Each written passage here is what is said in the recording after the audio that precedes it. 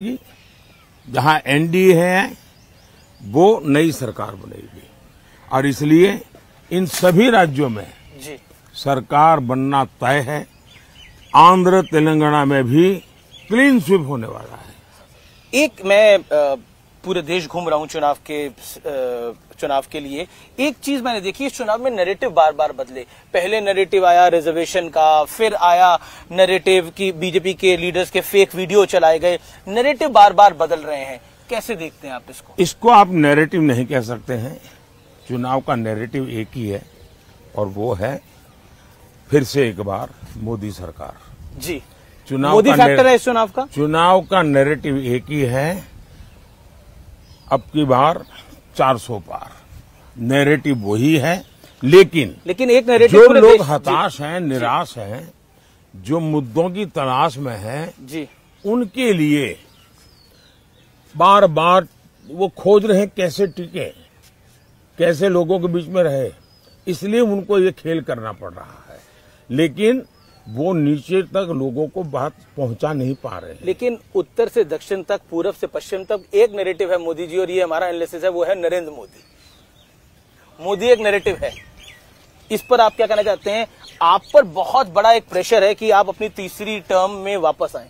मेरे पर कोई प्रेशर नहीं है जी, देश की जनता का प्यार, यही मेरी बहुत बड़ी शक्ति है। जी, देश की जनता के आशीर्वाद यही बहुत बड़ी पूंजी है और इसलिए प्रेशर मैं देख रहा हूं कि इंडिया अलायंस में है, क्योंकि उनके इंडिया अलायंस बन ही नहीं पा रहा है। अब बनते ही बनते देखिए केरल में जाके, लेफ्ट उनका सबसे बड़ा साथी, जी जी, केरल में जाकर के ही उन्होंने उन पर छुरा भोंक दिया, खुद चुनाव लड़ गए। और मैंने पूरे चुनाव में सबसे तीखी आलोचना, सबसे तीखी भाषा जी, अगर मैंने कहीं सुनी है तो वो मैंने वायनाड की सीट पे सुनी है। वायनाड में सुनी है, केरल में सुनी है, जहां कांग्रेस की इतनी भद्दी तरीके से आलोचना हुई और कांग्रेस ने अपने इंडिया अलायंस के साथी के खिलाफ इतनी भद्दी भाषा में बोला। एक आपका बयान था कि कांग्रेस अगर आई सत्ता के अंदर तो ये राम मंदिर का फैसला पलट देगी। ये क्या ये मेरा बयान नहीं है। आपने बोला इस पे? ये मेरा बयान नहीं, मेहरबानी करके मेरे मुंह में बयान मत डालिए। ये बयान है कांग्रेस के विश्वस्त सलाहकार का, जो कांग्रेस के 30 साल तक और टॉप परिवार के सलाहकार रहे हैं।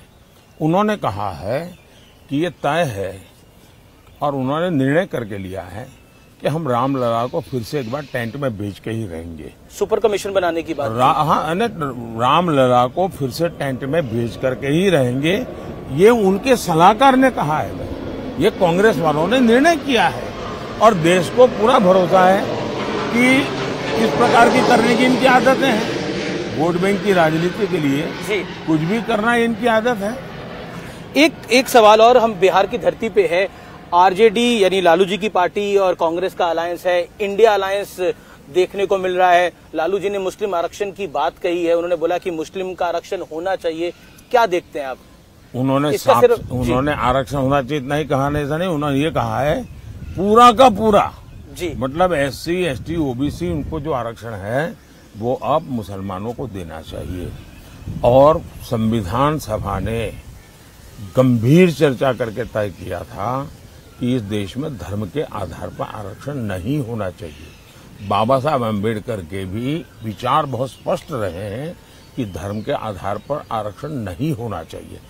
पंडित नेहरू भी इसी विचार के थे, लेकिन उसके बावजूद भी राजनीति और सत्ता की भूख ने इनको इतना नीचे गिरा दिया है कि वो देश को फिर से एक बार धर्म के आधार पर बांटने के रास्ते खोज रहे हैं, बांटने के तरीके खोज रहे हैं जी। और उसमें धर्म के आधार पर आरक्षण है।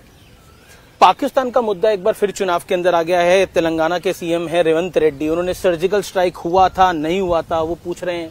कांग्रेस पार्टी एक ऐसी पार्टी है जिसको देश की सेना के प्रति नफरत का भाव पड़ा हुआ है और इसलिए देश के सेना नायक को उन्होंने एक बार जी गली का गुंडा कहा था। जिनकी भारत की सेना के प्रति ये भाव होंगे उनसे आप कैसे अपेक्षा कर सकते हो?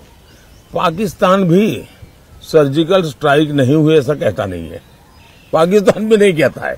हाल ही में पाकिस्तान ने तो राहुल गांधी की तारीफ करी थी, पाकिस्तान के एक नेता ने। लेकिन कांग्रेस पाकिस्तान में जी सदन में उनके नेताओं ने भाषण किया है जी कि भाई ये जिस प्रकार से सर्जिकल स्ट्राइक करके जाते हैं, एयर स्ट्राइक करके जाते हैं और हम हाथ से हाथ जोड़ करके बैठे रहते हैं, ये उनके भाषण है वहां के। अगर हमारी बात नहीं माननी है, हमारी देश की सेना की बात नहीं माननी है, तो वो अपने मित्र पाकिस्तान के लोगों की बात तो सुन ले, उनको तो मान ले। इस चुनाव में लगातार आपको अपशब्द कहे जा रहे हैं। औरंगजेब कहा गया महाराष्ट्र के एक नेता ने, एक और विपक्षी नेता ने आपको तुगलक का, फिर उसके बाद तानाशाह का। क्या आपको बुरा लगता है, आपको गुस्सा आता है इस पे? भाई देखिए, हम तो कामदार है जी, बेनामदार है, और हम कामदार लोग जन्म से ही गालियां सुन सुन करके बड़े हुए हैं, लोगों के लाते खाते खाते बड़े हुए हैं, और इसलिए इन चीजों को हम मन पर लेते नहीं है। हम एक प्रकार से गाली प्रूफ बन गए हैं। और मैं तो कहता हूँ, लोग मुझे कभी पूछते, मोदी जी आपकी इतनी बड़ी एनर्जी का रहस्य क्या है? तो मैं कभी मजाक में कहता हूँ कि मैं डेली 2 किलो गाली खाता हूँ और उसी से मुझे ऊर्जा मिलती है। देखिए, मेरी एक बहुत पुरानी कविता है, मुझे अभी याद तो नहीं है जी। लेकिन उस कविता का भाव ये था जी कि मुझे जो पत्थर फेंकते हैं, मैं उन्हीं पत्थरों से पक्षी बना देता हूं और मैं उसी से ऊपर चढ़ जाता हूं। और दूसरा मैं कहता हूं कि जितनी गंध उछालेंगे, जितना कीचड़ उछालेंगे जी, कमल उतना ही ज्यादा खिलेगा।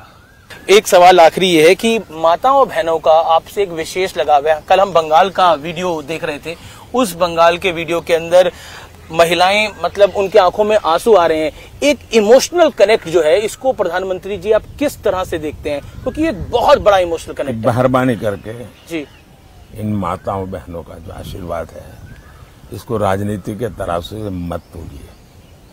ये एक भावात्मक विषय है और मैं मानता हूं कि मेरे देश का कल्याण करने के लिए मेरी मातृशक्ति को एम्पावर करना चाहिए, स्त्री शक्ति को एम्पावर करना चाहिए, नारी शक्ति को बढ़ावा देना चाहिए। तो मैं एक बड़ी श्रद्धा से, एक पूजा भाव से काम कर रहा हूं। कृपा करके इसको राजनीति के तराजू से मत तोलिए। और मैं चाहता हूं मैं वैसा ही पूरे भक्ति भाव से इस देश की माताओं की सेवा करूं, इस देनों की बहनों की सेवा करूं, इस देश की बेटियों की सेवा करूं। यूथ वोटर को, जो फर्स्ट टाइम वोटर है, उसको आपका मैसेज क्या होगा प्रधानमंत्री मोदी? मेरा उनके लिए कोई मैसेज नहीं है। मुझे तो देश के युवा का मैसेज चाहिए। मैं देश के युवाओं की इच्छा आकांक्षा के अनुसार चलना चाहता हूं। फर्स्ट टाइम वोटर क्यों वोट करे? मैं फर्स्ट टाइम वोटर की इच्छा अनुसार देश बनाना चाहता हूं। हमने अभी जो 2047 का विजन बनाया, करीब 35 लाख नौजवानों से मैंने फीडबैक लिया है और मैं अभी 100 दिन का कार्यक्रम बनाया है जी। मैं अभी सोच रहा हूं कि मैं 125 दिन का बनाऊं और मैं 25 दिन जो है उसके लिए देश के युवाओं को पूछने वाला हूं। ये 25 दिन के लिए उनके क्या सुझाव है, कौन से काम मैं पहले करूं। तो मैं इस प्रकार से देश के युवकों को उनकी आशा आकांक्षा के अनुसार देश चलाना चाहता हूं। जेन जी जनरेशन आपसे पूछना चाहती है, आपका कोई बेस्ट फ्रेंड है? नरेंद्र मोदी का कोई बेस्ट फ्रेंड है? BFF, best friend for ever. मतलब क्या मतलब होता आपका है? कोई खास दोस्त है जिसके साथ आप दिल की बात करते हैं? ऐसा है, मैं देश के 140 करोड़ देशवासियों से दिल की ही बात करता हूं जी। मैं तो जीता हूं दिल के संबंधों से जी। बहुत बहुत धन्यवाद। धन्यवाद प्रधानमंत्री जी, आपने हमें समय दिया। और आप 100 से ज्यादा रैली और रोड शो कर चुके हैं। इतनी ऊर्जा आप कहां